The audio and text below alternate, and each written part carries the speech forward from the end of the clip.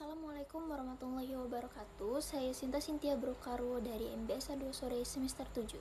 Dalam video ini saya akan membahas bagaimana perubahan perilaku konsumen di era digital membuat perusahaan harus menerapkan strategi pemasaran yang lebih responsif.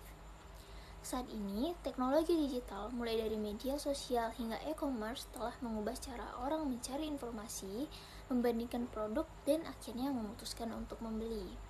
Konsumen sekarang jauh lebih kritis. Mereka tidak hanya melihat harga, tetapi juga kualitas, ulasan, kenyamanan, dan nilai yang ditawarkan oleh sebuah brand.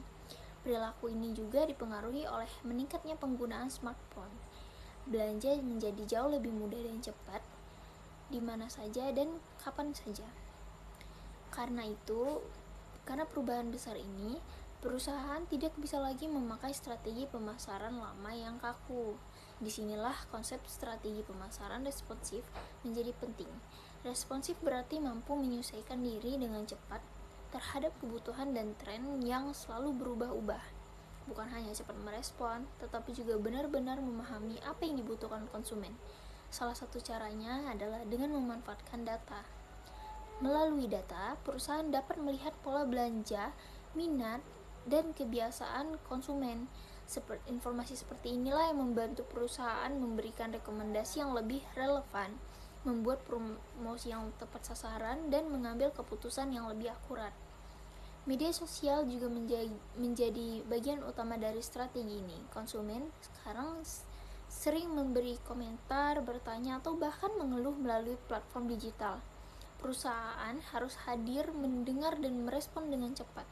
Respon cepat inilah yang membangun rasa percaya dan memperbaiki pengalaman dari konsumen, dari pelanggan.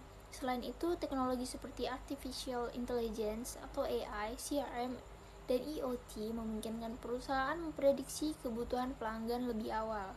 Misalnya, sistem rekomendasi yang otomatis menampilkan produk berdasarkan minat pengguna, atau bahkan aplikasi yang memudahkan konsumen memesan tanpa menunggu lama. Pada akhirnya, semua upaya tersebut berpengaruh langsung pada loyalitas.